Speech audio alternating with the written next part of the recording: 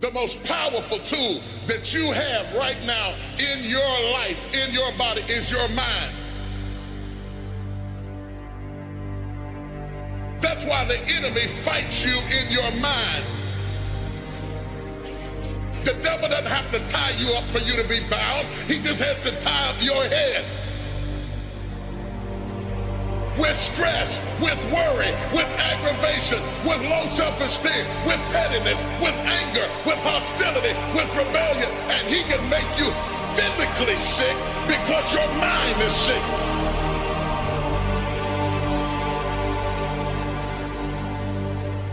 Lay your hands on your head and say, give me a new mind. Give me a new mind means give me a new perspective. Give me a new perspective. Give me a new way of looking at my situation. Give me a new way of looking at my circumstances.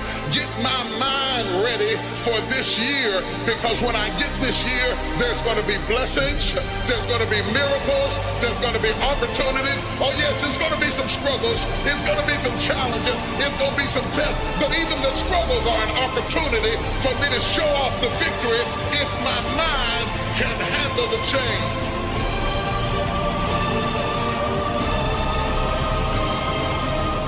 If you can take it, you can make it. If you can take it, you can make it. All right, you train, you fight way harder than those other guys, and you win. You get out from under them. You can take it, you can make it. You can do this. Just gotta believe you can. There's some things I'm not taking with me in the new year.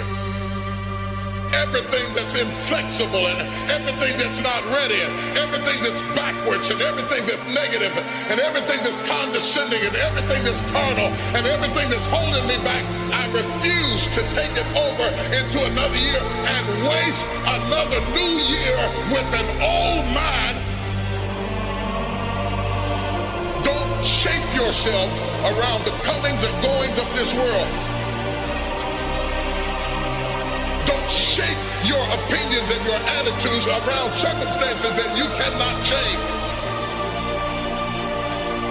If you go into another year and waste another year with the old mentality while somebody's in the hospital begging God for the opportunity that you have right now, you better step into this moment.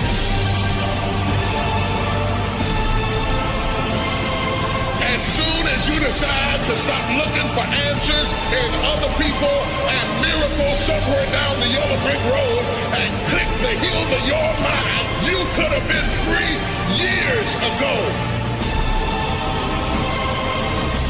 If you can get your mind out, you can get your money out, you can get your family out, you can get your job out, you can get your career out, you can get your health out, you can get your prosperity out. If you can get your mind out, no devil in hell, no weapon formed against you, no enemy that hates you, no witch that hexes you can stop you from being free. If you can get your mind out, grab yourself by the hand and say, we're coming out of there. Tell them I'm coming out head first.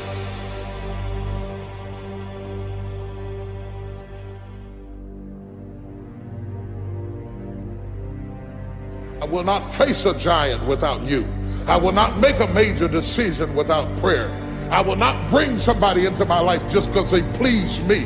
I'll submit myself, my destiny, my future over to you. You are my foundation. You are my rock. You are my fortress. You are my strength. You are my defense. Without you, I can do nothing.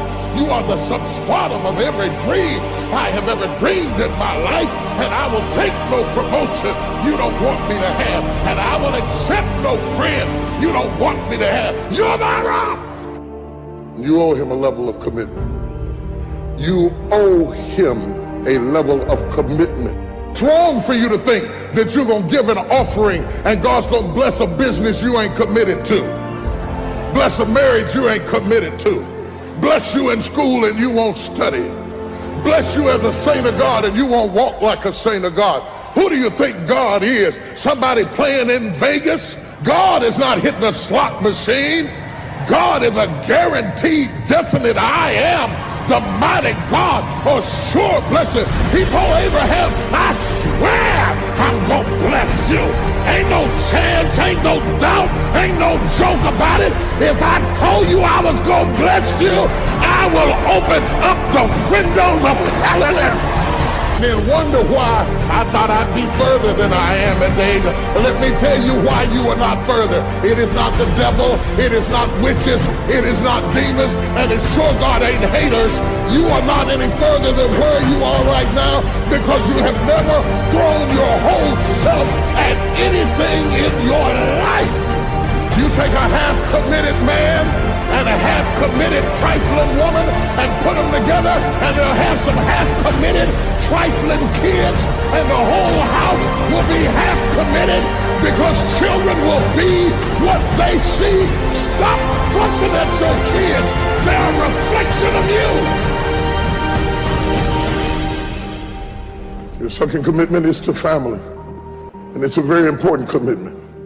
Through the storm and the rain and the heartache and the pain and the disappointment, you have to believe in the we and the us and not the me and the you, or you're not gonna make it. It's a commitment. It's not a feeling. You gotta come home when you're in love, and you gotta come home when you're not in love, or you're not gonna make it. And stay there till the love comes back. It's a commitment. Y'all don't want to hear real truth. You want to hear fairy tale Hollywood shake and bake stuff, but in reality, it's a commitment. Commitment to your dream.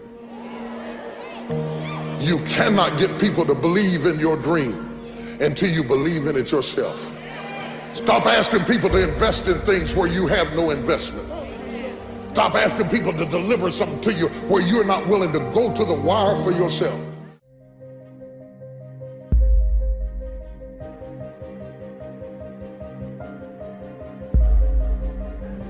If you don't learn to give like you learn to get, every area that there is not reciprocity, it will die. Reciprocity. What do you give back for what you get? If you're not committed, you're not going to make it. Even the ones with the personalities you don't like. You have to be committed. Through the storm and the rain and the heartache and the pain and the disappointment, you have to believe in the we and the us and not the me and the you, or you're not gonna make it. It's a commitment. It's not a feeling.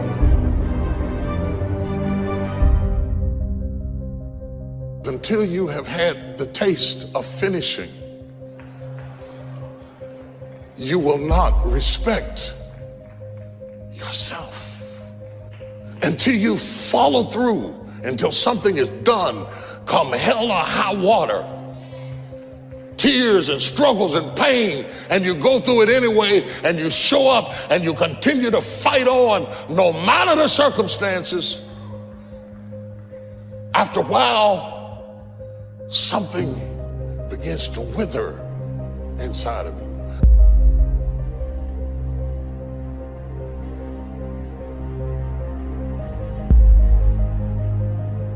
Anytime you need something that you can't give to yourself, you're at the mercy of somebody else, and when they don't come through, you got pain.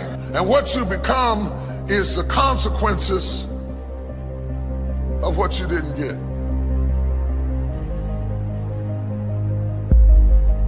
It's an urge. It's an urge. Truth be told, every champion has felt it. Every president has felt it. Every king has felt it. Every lion has felt it. Every winner has felt it. Every soldier has felt it. Every victorious person has felt it. The urge to quit. Don't you give up on your dream. don't care if you don't have the money, and you don't have the help, and you don't have the family for it, and you don't have the background for it, and you don't have the friends for it. Don't you give up on your dream. Don't you do it. Don't you do it. Don't you do it. It may take you twice as long. You may have to take courses and classes. You might not read as fast. You might not move as quick. You might not have as much. But don't you quit.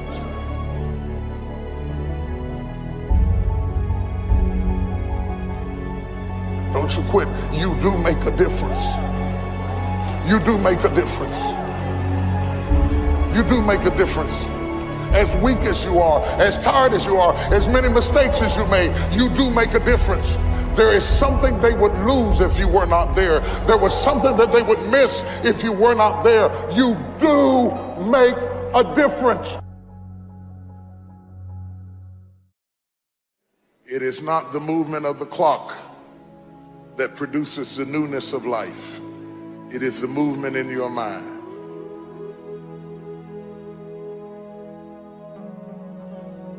You're gonna hear all kinds of things said about you. Throw it behind you. The enemies that you see today, you will see them no more. No weapon formed against you shall be able to prosper. Every tongue that riseth against you, God will condemn. This is my time. Truth of the matter is, everybody in here is going through a change. You don't have to be ashamed of yours. We are all in the process of transforming to a higher, better expression of myself. Let this be the year that I birth a higher, better expression of myself. Don't let the habits of my past stop me from this metamorphosis. New year, new me. New year, new me. What separates us is transformation. The possibility of change. The desire to evolve. The passion to get up off the ground and stop eating dirt. I'm tired of doing what I used to do. If I always do what I've always done, I'll always be where I've always been. I'm gonna throw it behind me. There's somebody in this room that nobody would think would be in a church tonight, but you drew them to this place tonight because you want them to be a new me in a new year and have a new attitude and a new mind. Because the real battleground is in your mind. That's where the fight is. You lay down with it. You get up with it. You go to work with it. You can't digest your food because of it. Smiling in front of people and nobody knows that there's gunfire going off in your head. It's not a geographical location. It's not debt. It's not money. It's not haters. It's not enemies. It's not liars. It's not backbiters. That's not the battleground. Stop wasting your weapons on what people say, because it is not what they say about you that matters. It is what you say about you that threatens your destiny. You will never be defeated by what they say about you. You will be defeated by what you say about you. I dedicate this to you, to the greatness in you, and to the dream that you showed up on the planet to produce. And it's simply this: if you want a thing bad enough to go out and fight for it, to work day and night for it, to give up your time, your peace, and your sleep for it, If all that you dream and scheme is about it, and life seems useless and worthless without it, and if you gladly sweat for it and fret for it and plan for it, and lose all your terror of the opposition for it, and if you simply go after that thing that you want with all of your capacity, strength and sagacity, faith, hope and confidence, and stern pertinacity, if neither cold poverty, famish or gulf, sickness or pain of body and brain can keep you away from the thing that you want, if dogged and grim you besiege and beset it, with the help of God you'll get it. You have greatness in you. What I'm trying to tell you, beloved, is that you can have a new year, but it don't mean jack diddly if you don't have a new mind. I'm telling you that you can buy a new car, but if you put the old man in a new car, you're still gonna have the old experience. I'm telling you that a new house doesn't make a new marriage. I'm talking about a new outfit doesn't make you a new person. And if you think you are magically gonna be a new person, I hate to be the bearer of bad news, because new life comes from a new mind and a new way of looking at your life. I cannot step into the future and still think in my past. I cannot let the rumors and the stain of what they said about me destroy my opportunity. Slap somebody and tell them I gotta kill it tonight. I gotta destroy it tonight. I gotta get rid of it tonight. I gotta throw it behind me tonight. I can't drag that same old mess into another year.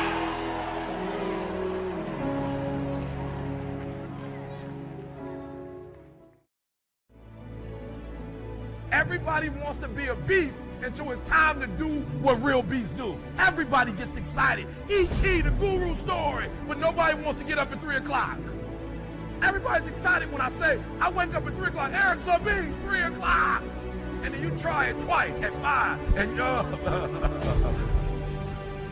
like for real, you walk out of here pumped up, fired up, you get some new information, you're ready.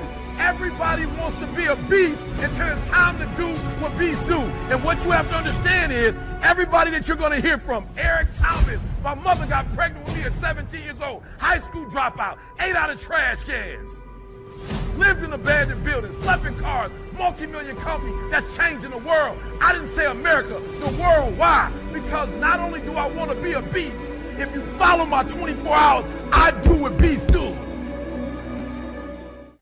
I don't want to motivate you. I don't want to just inspire you. I want to empower you. So we've been talking about what do beasts do? I don't want to just look like a beast. I don't want to talk like a beast. I want to have beast paraphernalia. I want to be a beast. I want to be in beast mode. I want to do what beasts do.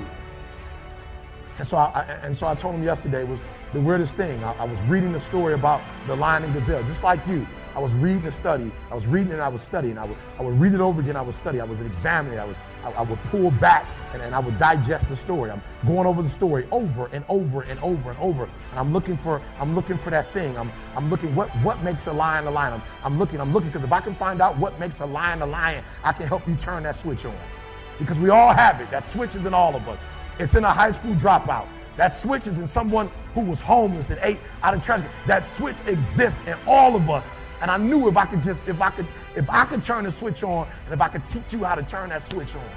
And so I'm reading the story, and I'm asking myself, okay, Eric, what are the similarities? And the similarities are every single day in Africa. Woo, I love it. Every single day in Africa, I love it. It doesn't make a difference. It doesn't make a difference if you're a lion or a gazelle. When the sun comes up, I love it. If you're a gazelle, you wake up with this notion that I must outrun the lion if I'm going to survive. Listen to me. I don't know what your business is. I don't know what you're trying to do personally, but there's something you're going to have to outrun.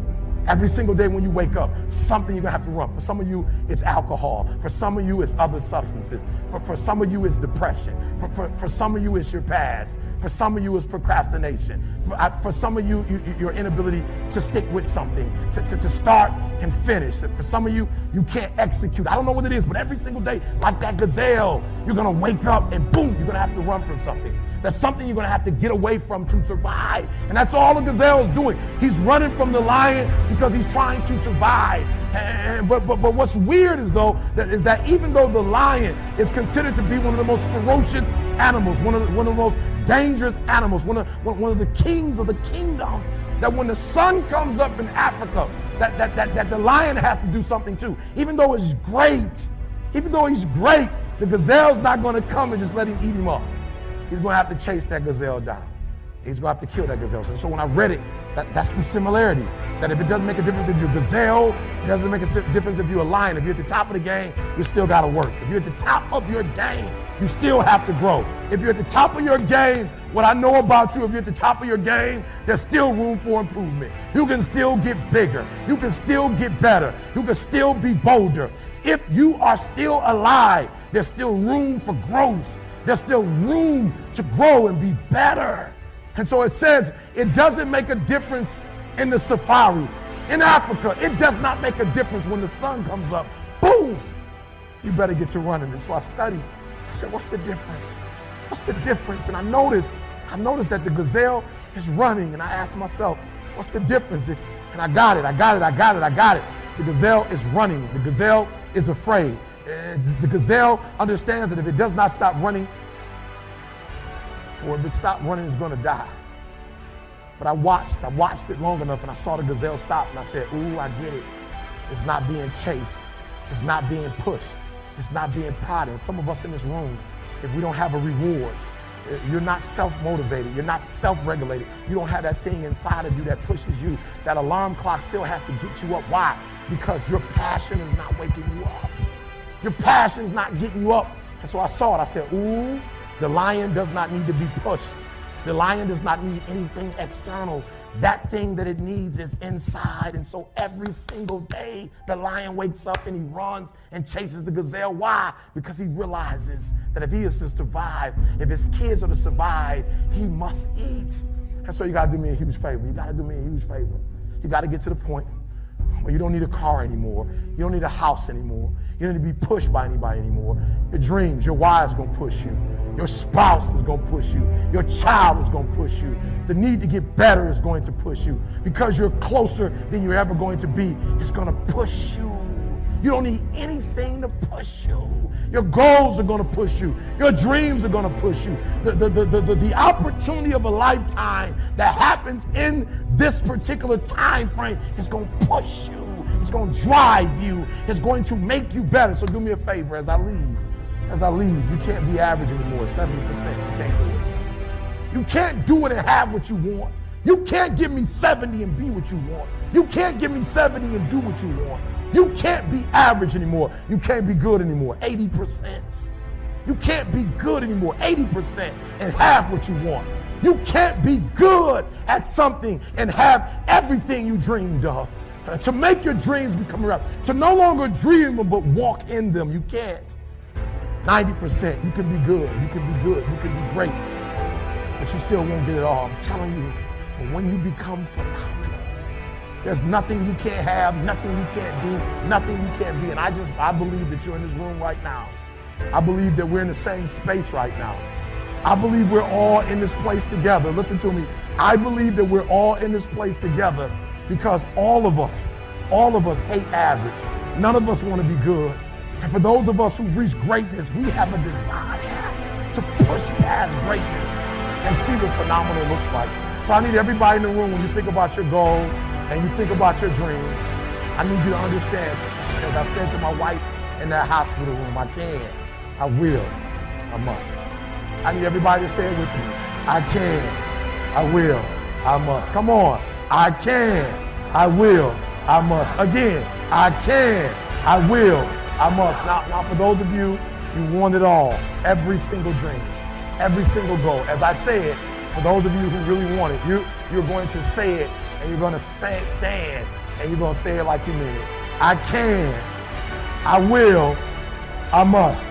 Come on. I can, I will, I must. Come on. I can, I will, I must. Now say it like you mean it. I can, I will, I must. Again, I can, I will, I must. Again, I can, I will, I must. Now I need you to think about that loved one, that individual that you have to do this for. I need you to say it with me. I can, I will, I must. Come on, for that individual, I can, I will, I must. For that person, I can, I will, I must. For that thing you want to accomplish, I can, I will, I must. Again, I can, I will, I must. Now I want you to think about that hurdle.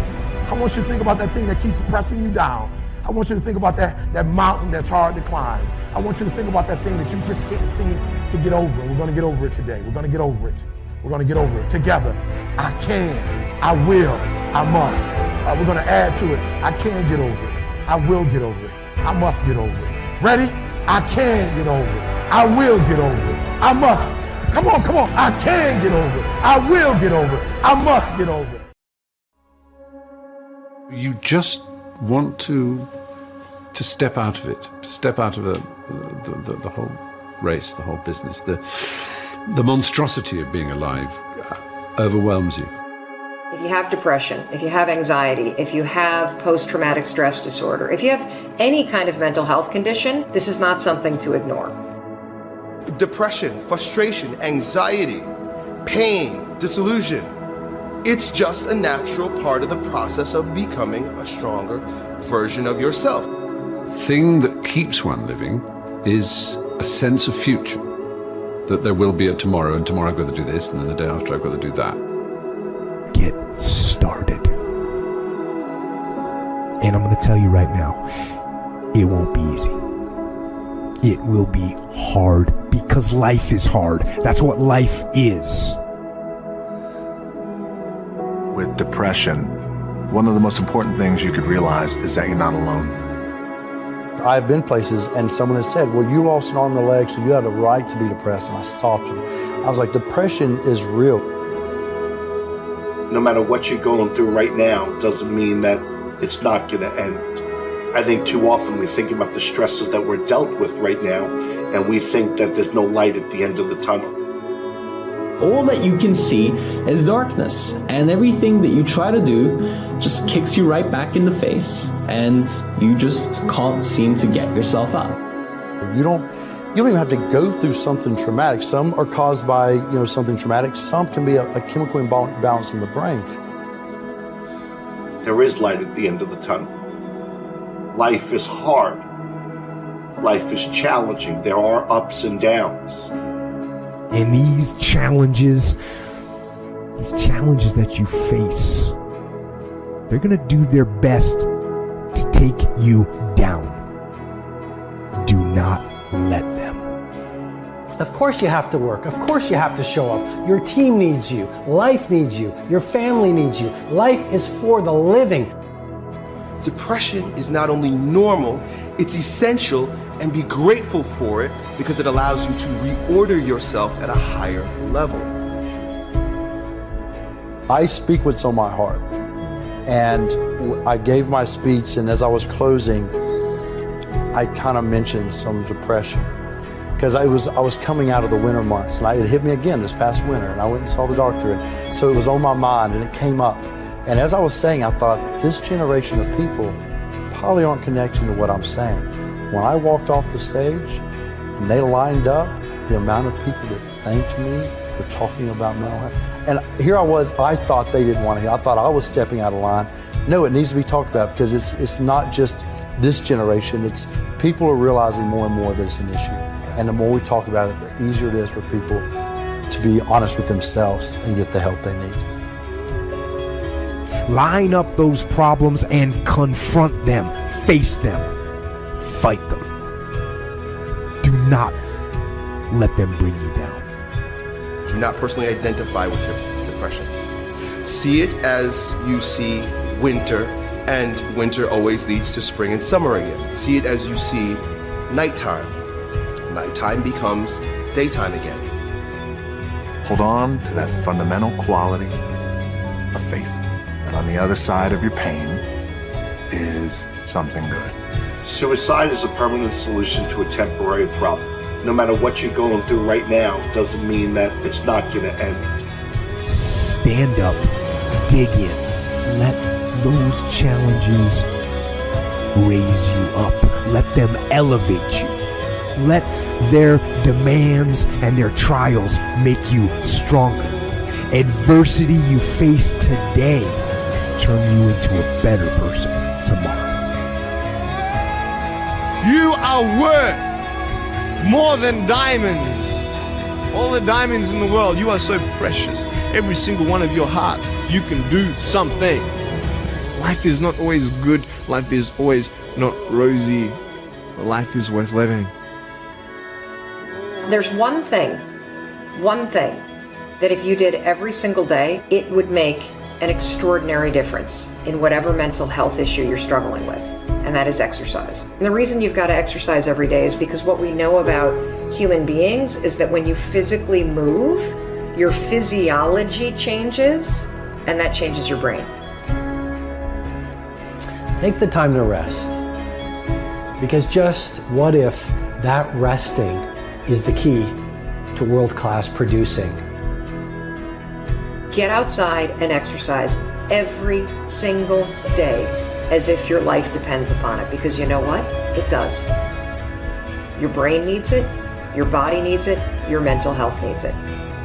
And I feel like if you had heart problems and saw a cardiologist, well, everyone would be concerned about you, would know you're doing better, and it would be open and honest with the crew. But the most complicated organ in your body, if you have a problem with this, suddenly we don't want to talk about that? No, and you can get over it. And that's what people need to realize. You can be cured. You can get past it. I assure you, the clouds will lift. Right, there is sunlight above the clouds. You're just looking at the clouds right now. And they will lift, and crisis has come to teach you the big lesson you're meant to learn to move to your next level in the next chapter of your greatest life. This depression will pass. It will go away, and something much better will take its place. But for right now, all that you really need to know is that you have to make it through. Getting your heart rate up, getting outside, breathing, feeling connected, getting out of your house, which may make you feel depressed and trapped. The man I am with you right now as I speak with as much authenticity as I know how to share is the result of my times in the valley of darkness. Doing that every day, that physical push. You don't have to run. You don't have to go to an aerobics class. Get outside with your dog in the woods. Walk with a good friend for 2 or 3 miles. Doing that every single day not only moves your body, which changes your mind, it gets you out of your physical environment, which is one of the things that people with depression tend to have a hard time doing. And it also creates a bit of momentum and a bit of a routine in your life. Every time I experience a bout of depression, I come out on the other end a different person, doing different things. But it's because I'm aware of what's happening and I'm aware. I want to see the opportunities as they present themselves to me instead of falling into the depths of a spiral down depression because I'm personally identified with what is happening when I'm upset. And your schedule is not full, and you actually feel like you're wasting your life because you're not this epic producer. What if those times were actually a different form of productivity? What if those times were actually being productive in a different way, where you're actually producing not in the world, but producing within yourself, producing strength, producing new insight, producing new ideas, producing new capabilities, producing new energies, producing new emotions, shifting from fear to love. Because when you go through difficult times, what do you really do if you feel your fear and your pain? You release it. It's out of your system, and you grow in love and bravery and strength. What does that do to your craft? What does that do to your power? What does that do to your bravery? What does that do to the light that you bring into the world? You become this incredible force that is undefeatable. I suggest to you that if you are facing a challenge, don't stop. Stay busy. Work your plan. Continue to do those things that you know that work for you after you have evaluated yourself in the situation. Continue to move. Stay busy, stay busy, stay busy. You are part of a larger cosmos, whether you know it or not. And communing with nature allows you not to see the bars of the prison cell, but the stars of the universe. And if you can connect with those every day, my dear friend, you will Use your pain as an instrument for your greatest growth. And then you try something new. And then you'll also go to school and people will put you down and parents will tell you that you're a failure because you failed at a test. And you start believing the lies around you, saying that you're not good enough and no one's going to want you and you'll never ever do anything good in your life and you'll never ever, achieve the dreams and goals that you wish you had done or wish that you could do. And these steps take you closer. That voice saying, you're not good enough, you're not good enough, you're not good enough, and all you need is one more step to fall. So you have a choice to know which step you're going to take today.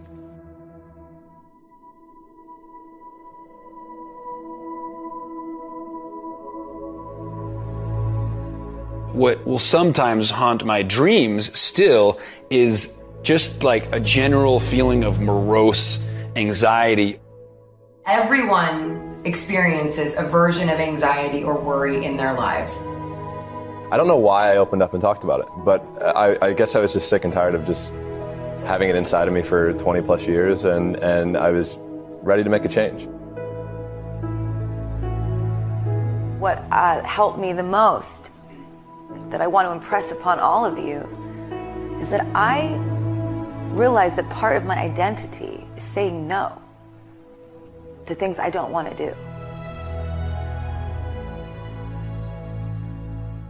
And you are all in school and you all have a lot of teachers and a lot of people around you that tell you all day what you have to do, but it is your right to choose what you do and don't do. It is your right to choose what you believe in and what you don't believe in. It is your right to curate your life and your own perspective. We all go through things. We all go through struggles, right? There's probably everybody in this room that goes through struggles the same exact way, and I think that's what we all have to realize. It's just something that every single person goes through. And maybe we go through it in a different or more intense way for longer periods of time, but there's nothing wrong with you. To be a sensitive person that cares a lot, that takes things in a deep way, is actually part of what makes you amazing. I also struggled a lot with anxiety and depression. If you start to feel like you are twisting things around you and you start to feel like there is no sunlight around you and you are paralyzed with fear, here's how you can help yourself. First, you have to understand what anxiety is, and you have to understand the connection between worry, which is something we all do, and self-doubt, which is something we all do, and anxiety. Anxiety is what happens when your habit of worrying spirals out of control. It's important for you to foundationally understand that anxiety and worry are the same thing. It's just that your body starts to get agitated, and that's when we call worrying anxiety. Your heart races. You might sweat a little bit. You might feel tightening in your chest. You might feel a pit in your stomach. You have a surge of cortisol. You can actually beat it.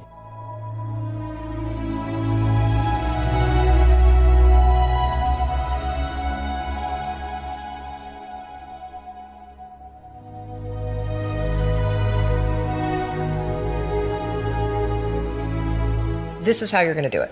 So all day long, you're going to have moments where your thoughts drift. Like you'll just be hanging out with your friends and then suddenly you're like, I'm not sure that person likes me anymore.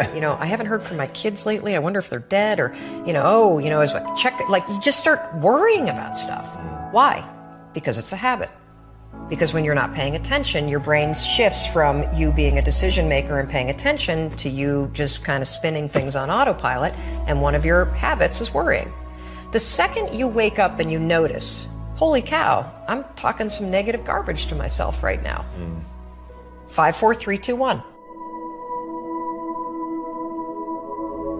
You've just shifted the part of the brain.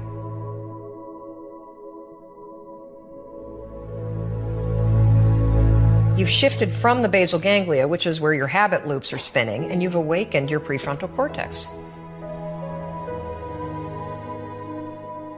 You've also interrupted that pattern.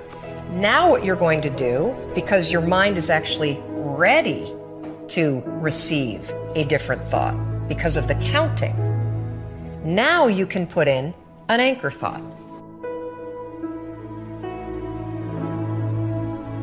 Like if you have a mantra, if you've got a vision about the way that your business is going to turn out in 5 years, if you just have a thought that makes you really happy and proud, insert that. Now, why does this work?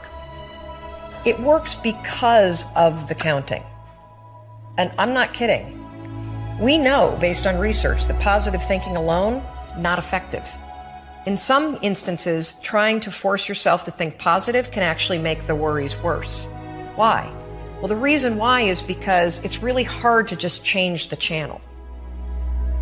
What we have to do first is basically interrupt it and turn off the TV, and then turn it back on with the prefrontal cortex awakened.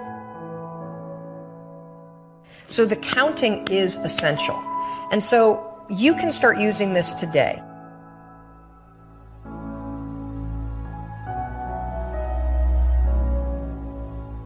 And the problem that I have with anxiety is the physiological side of it.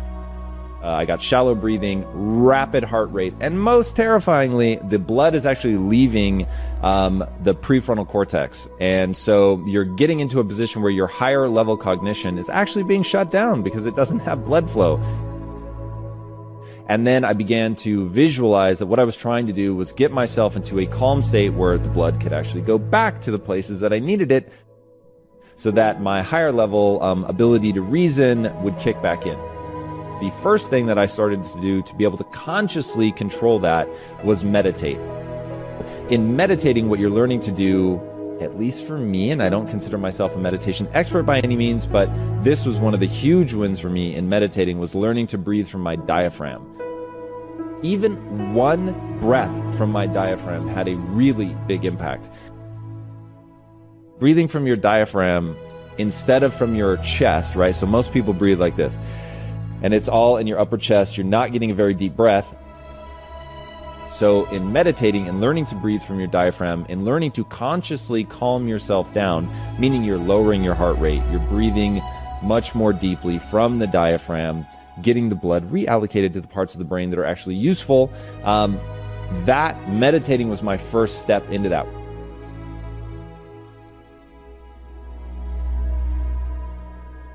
When there are really hard times, there are so many tools that you can use to help yourself in those times, and it does get better and easier as life goes on and you start to get to know yourself more and what will trigger certain instances of anxiety and where you feel comfortable and safe. So I would just say, don't ever feel like you're a weirdo for it, because we're all weirdos.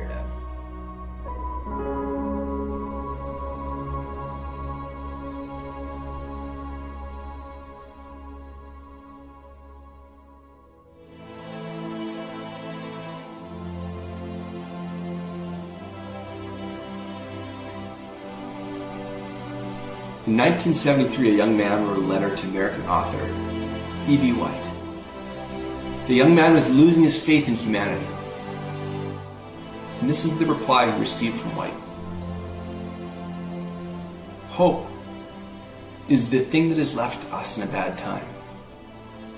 I shall get up Sunday morning and wind the clock. E.B. White wrote those beautiful words in response to fears surrounding our future.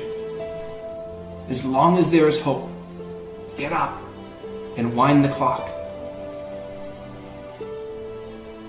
At times it doesn't matter the view, does it? You may be looking in the mirror at your own life. You may be looking out the window at what's happening around you.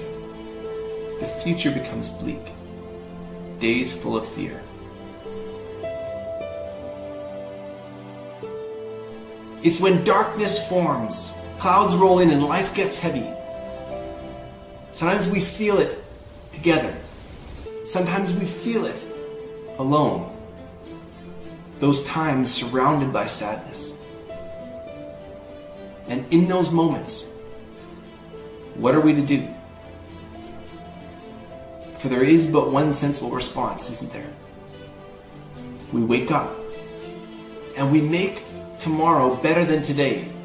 We get up, we rise, we wind the clock. And we are to do it with our heads held high so that we can be the first ones to see the sun as it starts to poke through. You know, if you're down and you can see a reason why you should be down, then that brings with it a certain clarity. But if there's no reason, you tend to think, well, why on earth am I feeling like this? I don't understand. If you're like me, you're feeling it lately. We're in a moment when the clouds have covered some of the light. The way forward may seem to be slipping from view.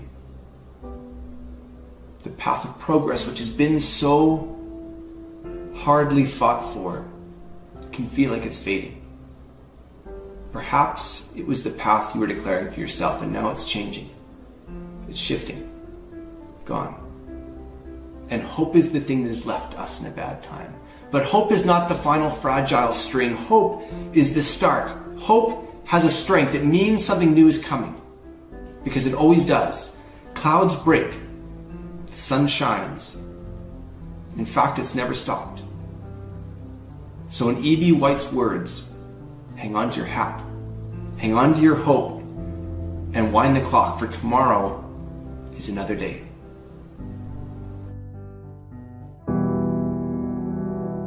I want you to know that no matter where you are in life, no matter how low you have sunk, no matter how bleak your situation, this is not the end. This is not the end of your story. This is not the final chapter of your life. I know it may be hard right now, but if you just hang in there, stick it out, stay with me for a little while, you will find that this tough moment will pass. And if you are committed to using this pain, using it to build your character, finding a greater meaning for the pain, you will find that in time, you can turn your life around and help others going through the same struggles.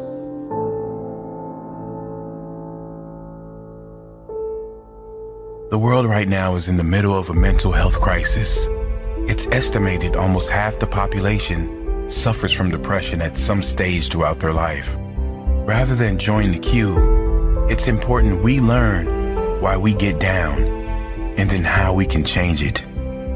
Because believe it or not, we create our own negative feelings, and we can also ensure that we turn our lives around and be a positive change for others. The reason anyone gets depressed always comes down to the consistent thoughts we think and the consistent beliefs we hold. Let me say that again. The reason anyone gets depressed always comes down to the consistent thoughts we think and the consistent beliefs we hold. The point here is that anyone that is depressed is so because there is an external factor that didn't materialize in their life. They have lost something outside of their control or don't have something that is out of their control. In school, we are taught how to get a job, but no one teaches us how to live in a state of happiness. No one teaches us how important our conscious and unconscious thoughts and associations are. Is our happiness not worth more than a job? Yes, it is. And before you say happiness won't pay my bills, happiness will pay your bills. When you realize you will be 10 times more energized, focused, and take positive action in your life, when you first choose to develop yourself as a priority and then get to the stuff of the world. I've seen some people who many would consider to have it all in their life because they thought they were not good enough.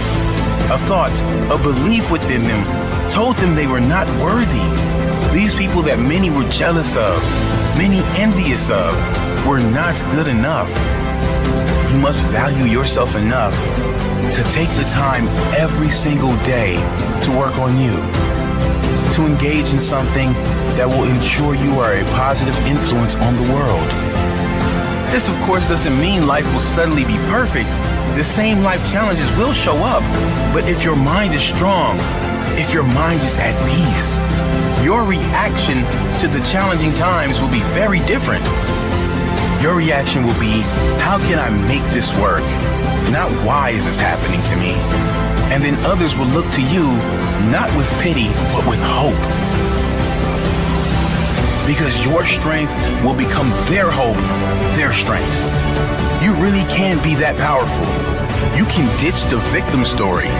You can leave the pain behind and focus on how you will react next. How you will react positively. Read all you can read to get your mind in a positive place. Take steps to ensure you will be in a better position next time. Whatever pain you are suffering from, how you can ensure it won't show again. Take little steps, and soon you will be at the top of the staircase. Don't give up. You are worthy. You are more than worthy. You deserve to experience how great life can be, and you owe it to the world to be that positive change for others, to inspire others who will look to you and say, he did it, she did it, and I can do it too.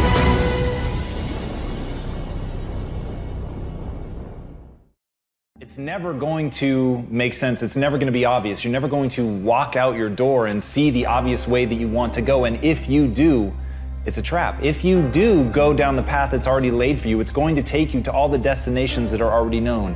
It's going to take you to all of the places that instinct drove the people before you.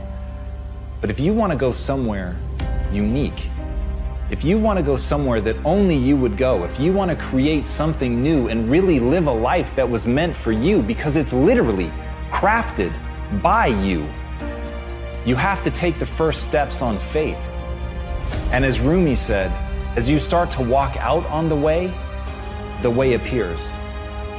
So as you're looking at the choices that are before you, where you've got a path that's well trodden, you've got a path that literally is invisible and won't become something until you step on it, you have to understand that that's what this life is meant to be, and that the only frustration that you will look back on with tremendous regret is knowing that you did what was easy, even though it wasn't you. There's some mechanism inside of us. There's something that wants us to walk a path that's never been walked before. And the thing that makes it so hard is right now inside of you is a desperate desire for that to be easy. But it's not going to be easy. It's going to be hard. You're going to fail. You're going to stumble. You're going to fall on your face. And thank God.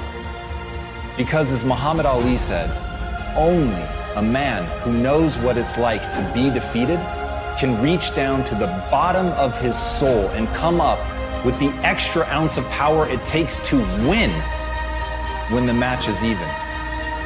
So what you have to ask yourself is, what do you want? Do you want it to be easy? Do you want the path to be well-worn? Or do you want the path to be yours? Do you want to know that inside of you is something that you can reach into and grab, and that will be there at the moment that you most need it? Do you want to know that you're that type of person? Because if you do, you have to be willing to walk the path that doesn't exist. You have to be willing to tread through the brambles. You have to be willing to fall, because it is in that process of failure and pain and agony and suffering that you will become. That's the process that will make you you. That's the process that will shape you. It's the suffering that gives you the reserves to draw on when you need them most. So when you ask for safety, when you ask for ease, know that you're saying a prayer for weakness. And when you take the hard way, know that you're forging yourself. When you make those demands, know that you're building a reserve tank that will be there at the moment when you need it. When you walk the path that only you can walk, know that you're living the life that you were meant to live. And that, my friends, is how you become the you worth becoming.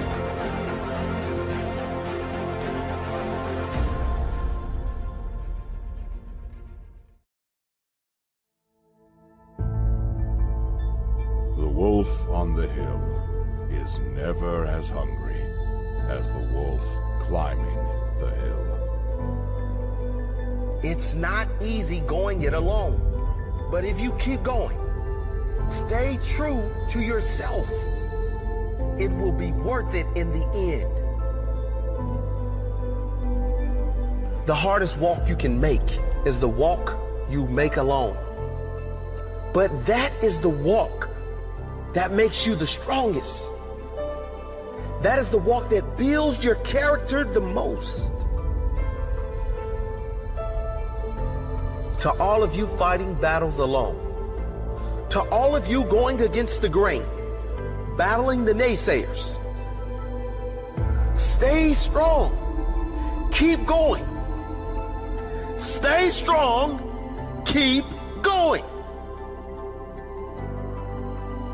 This walk is hard, but the hardest walks lead to the greatest destinations. The toughest climbs always lead to the best views. It will be worth it in the end. And if you show what you are made of, the right people will show up in your life. You won't be a lone wolf forever.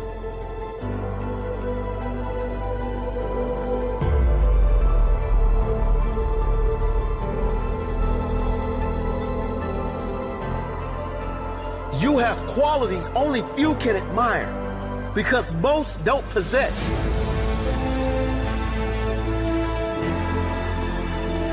You have strength only few can understand because most have never experienced.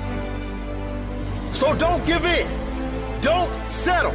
Don't lower your expectations to fit into the world. You were born to stand out. You were born to lead. Lead the pack.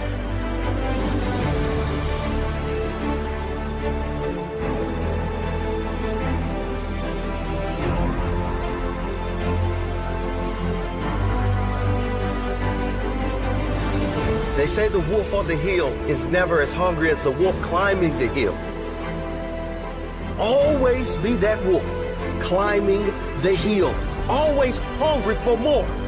Always hungry to grow, to feed your mind and rise to the highest level you can take yourself. Never looking back, always looking forward to the next feast of success in whatever you do. It does not matter if you have to walk alone for a while. It is much better to walk alone in the right direction than to follow the herd walking in the wrong direction. Stay strong. Be different.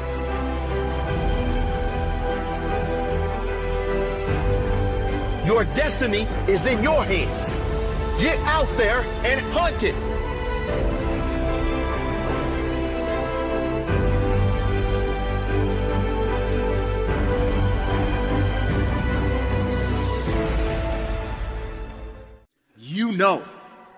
You know when you are guilty of wasting time and laying in bed and you're being lazy. You know it.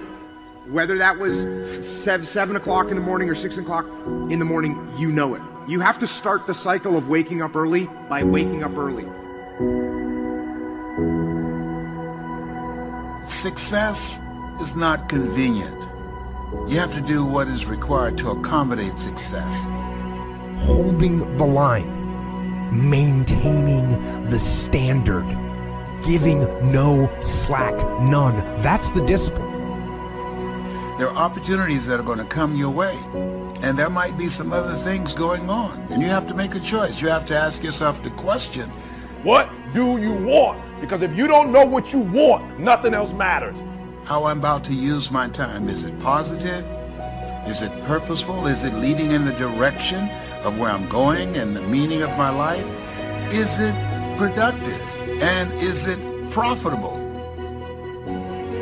But when you know what you want, why do you wake up at 3? Because I know what I want. One thing that discipline definitely does help you with is it helps you get things done.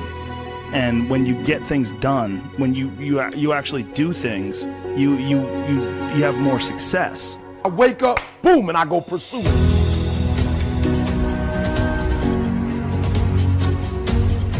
And if you're going to really be successful in life, if you're going to have it, if you're going to be it, you're going to do it, I need you to take personal responsibility. And I want you to say, the reason I'm not as amazing yet, because I hit the snooze button. That's why I'm not amazing right now.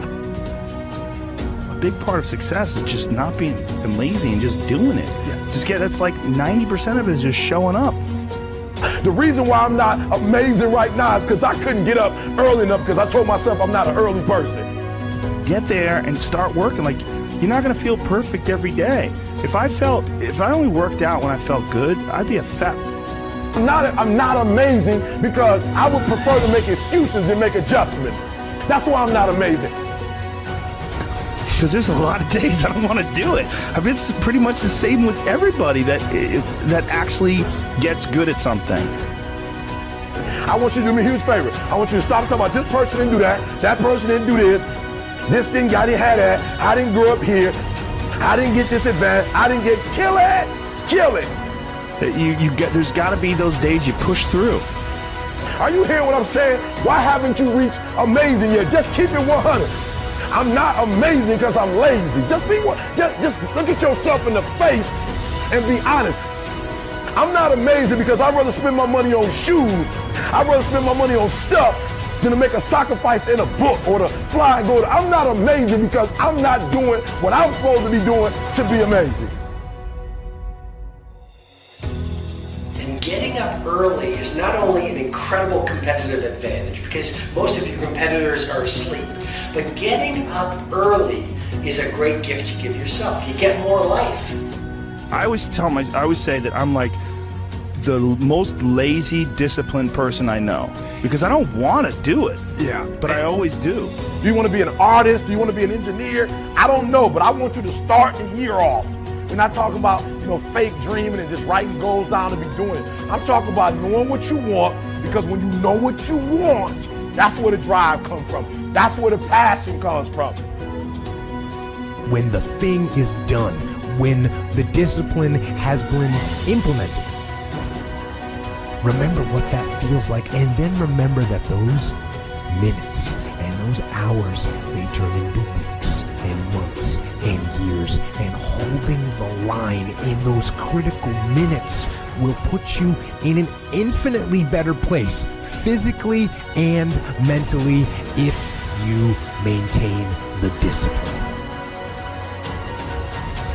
If I don't have my morning routine game, I feel, out of sorts. So I think it's true for everybody. You got to own your morning. You got to win it, because that starts and sets up everything else. People need that discipline, those routines that will help the rest of the day go better. Get some momentum and be okay if that momentum is really small, because it will build. Trust it. That momentum builds, and trust that those gloomy and bad, dark days, trust that those are going to be there. Honor the difficulty. When we honor the struggle instead of hate the struggle, we can really achieve extraordinary things because our mindset's in the right place. Now, the first night, you're gonna have a hard time going to sleep. What you do is the next morning, you wake up early anyways. That first night, you only got 5 hours worth of sleep, and now you're tired throughout the day. Good! Because then when you get to bed that night, you will turn off that computer, and you'll be able to go to bed earlier like you wanted to. You can live on 6 hours sleep, so you have 18 hours. You have 18 hours. I want to know what you're doing with your 18 hours. Because you can work your 9 to 5, and that's 9, and you can travel for an hour here and there. Respect. Nice little solid commute. Oh, you want to be a family man? Mazel tov. You can spend 2 hours with your kids. What do you do with those other 5 hours? You're watching House of Cards. You're playing Madden. You're relaxing from the other intense 10. Gary, I already spent 11 hours. Well, great. Then don't complain or want more. Respect that by getting rest and this and that, you were giving up opportunity to go into a new world. You want the audacity to have a 1% life. Let's call it what it is. You want to live as well as the 1 to 2% in the world. It's not very complicated. The math is very raw. If you want to have one of the best lives in the world, which is you live on your terms, you have to pay your dues to get there. And you have to be lucky enough to figure out that you had talent in the thing that you actually want to do. Because you can work 24 hours a day, and if you stink at golf, or you're not a good content producer, or your logos look like that I would make, then you're gonna lose. So that's what you gotta do.